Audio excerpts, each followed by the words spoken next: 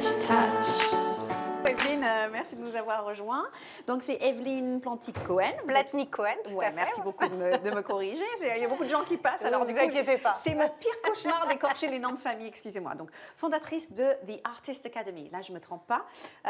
Donc c'est une entreprise qui a été créée en mars 2018 qui propose d'apprendre sa passion par un professionnel. Par exemple, d'écrire avec Eric Emmanuel Schmitt, créer sa collection avec Chantal Thomas ou encore vivre sa passion musicale avec Gauthier Capuçon. Est-ce que je l'ai bien pitché? Et c'est parfait. Ah bon, ben c'est parfait. Donc on peut rentrer dans le vif du sujet tout de suite. D'où est venue cette idée à la base? Alors c'est une idée qui est venue tout simplement parce que moi je rêve d'écrire des séries. Alors, je suis dans le milieu du business, etc. Donc en aucun rapport, je viens pas du monde de l'art, mais j'ai un rêve profond, c'est d'écrire des séries depuis très jeune. Et donc j'ai une amie qui m'envoie un podcast de masterclass.com, en fait le copycat dont nous sommes issus aux États-Unis. Et quand j'ai vu arriver cette vidéo qui montrait Sonda Rhimes, qui était une des plus grandes scénaristes américaines, qui a expliqué sa façon de faire, ça a été un coup de foudre immédiat. Alors, on était déjà dans le monde de la formation, mais là ça a été une révélation. Je me suis dit, mais c'est vrai, en fait, on peut apprendre des meilleurs au monde maintenant avec les nouvelles technologies d'aujourd'hui. Et j'ai trouvé ça tellement génial qu'en 10 secondes, alors que j'avais une autre entreprise, je me dis, il faut que je le fasse. Je ne peux pas laisser passer cette opportunité. Et c'est une idée qui a démarré en 2018. L'entreprise a été créée en 2018, donc c'est peut-être une idée que vous aviez eue avant. Ah, mais non, 10 secondes. Ah oui, alors il y a entre le moment où j'ai créé l'entreprise et le moment où il y a l'idée, il se passe à peu près 3 mois. Bon, bah, ça va, c'est très rapide. Mais ce que j'allais dire par là, c'est que j'imagine que la crise Covid, tout ce qu'on a vécu, a accéléré les choses pour vous parce que c'est un format vidéo, si je comprends bien. Alors oui, vous avez raison dans le fait de... C'est-à-dire qu'il y avait beaucoup de gens qui avaient envie de le faire, énormément de gens qui avaient mis leurs emails, etc. Puis le premier jour du confinement, qu'on leur a dit, bon, bah, maintenant c'est bon, quoi. Vous n'aviez pas le temps. Parce que, en fait, pourquoi les gens n'achètent pas parfois un cours, un atelier en ligne? C'est pas du tout une question de prix, c'est une question de temps. Est-ce que je vais vraiment prendre le temps et avoir le temps de le faire? Et là, tout à coup, les gens avaient du temps. Donc, on a fait un mois de mars l'année dernière, mais dingue, grâce à ça. Donc, juste pour expliquer un peu les formats, c'est-à-dire qu'on a Eric Emmanuel Schmitt, on est un jeune écrivain, on a envie d'apprendre des choses, on va acheter un cours en ligne. Un cours en ligne. Tout à fait, on va acheter un cours en ligne. J'ai pas le langage encore, donc il faut me... qui fait à peu près 12 ou 15 chapitres en fonction de nos artistes, qui va durer du début à la fin 3 heures, mais c'est pas une série Netflix. Vous allez mettre beaucoup plus de temps à faire ça que ces 3 heures-là. Vous allez mettre 3, 4, 5 mois parfois si vous faites les exercices. Ah oui, donc il y a tout un accompagnement, c'est quelque chose qui se fait dans le temps, c'est pas quelque chose qui s'avale comme une série du tout. C'est vraiment un cours en ligne avec des intentions pédagogiques, avec un accompagnement. Et donc nous, on vient du monde de la formation au départ, et donc ce qui a été un peu notre force, c'était de se dire, on va pas faire du contenu, du storytelling, alors cette fois-ci un petit peu plus à l'américaine, on va vraiment faire des cours où on va travailler avec nos artistes, parce qu'on a des artistes comme Eric Emmanuel Schmitt qui sont normaliens, donc il n'y a pas de sujet, si vous voulez, pour faire un cours en ligne, c'est pas très compliqué pour lui, prof de philo, etc. Mais on a d'autres artistes comme Gauthier Capuçon, alors qui fait des masterclass, etc., mais qui n'est pas professeur en tant que tel.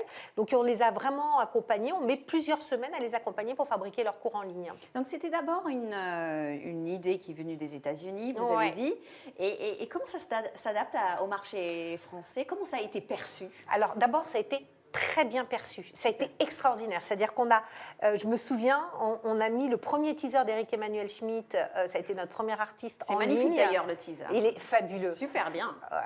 Fabuleux. Enfin, moi, il me donne encore les frissons 3 ans plus tard. Parce qu'on voit tout le charisme d'Eric Emmanuel Schmitt dans ce teaser. Et donc, arrive le teaser sur sa page. Alors, il le publie un petit peu avant nous, parce qu'il était tellement content de son teaser, il le publie.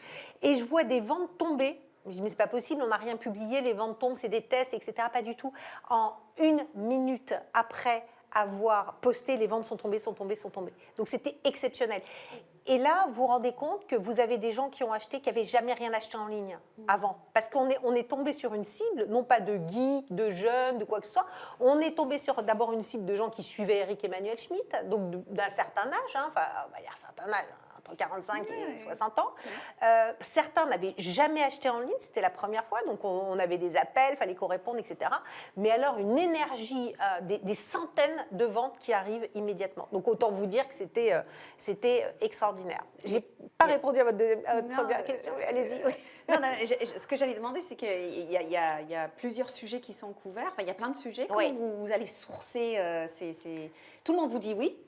Alors, Déjà pas tout le monde, mais on va dire 70 à 80% des artistes nous disent oui. Hélas, les femmes ont tendance à nous dire non parce qu'elles ne se trouvent pas toujours légitimes pour le faire. Je lance un petit appel. Ah oui. Voilà, French Touch, Femmes, etc. Venez sur notre plateforme parce qu'on se fait même disputer parce qu'il n'y a pas assez de femmes. Ah. Quand on me dit où sont les femmes, je dis c'est pas grave, elles dirigent l'entreprise puisqu'on est 3 cofondatrices. Donc, on est 3 femmes fondatrices. Elles sont là, les femmes. Donc, elles sont là, vous inquiétez pas, elles dirigent l'entreprise. Mais voilà, les femmes artistes, quand vous allez les voir, c'est est-ce que j'ai le temps? Est-ce que j'ai la légitimité?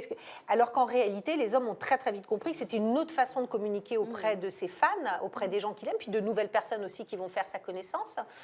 On avait d'ailleurs une journée présentielle avec nos artistes, parce qu'on fait aussi du présentiel. Quand on parle d'adaptation par rapport au modèle américain, c'est qu'en France, on ne peut pas faire que du digital, donc on fait du présentiel. On avait Douglas Kennedy, on avait Bernard Werber le même jour, et Eric Emmanuel Schmitt en atelier. Vous imaginez un truc comme de dingue d'avoir ces 3 auteurs.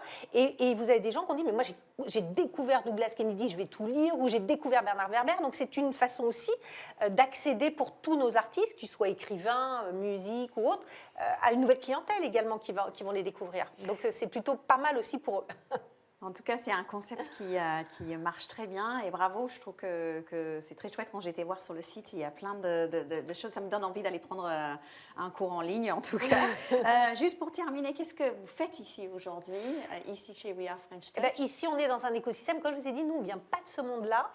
Donc, le fait, c'est génial que We Are French Touch est né pratiquement pas loin en même temps que nous parce qu'on avait besoin de cet écosystème pour se faire connaître, trouver des partenariats, aller plus loin, plus vite. Voilà. Donc, on vient chercher des partenariats, des connaissances, puis nous aussi, peut-être rendre service aussi à des gens. Voilà, on est dans notre écosystème. Eh bien, l'appel est lancé.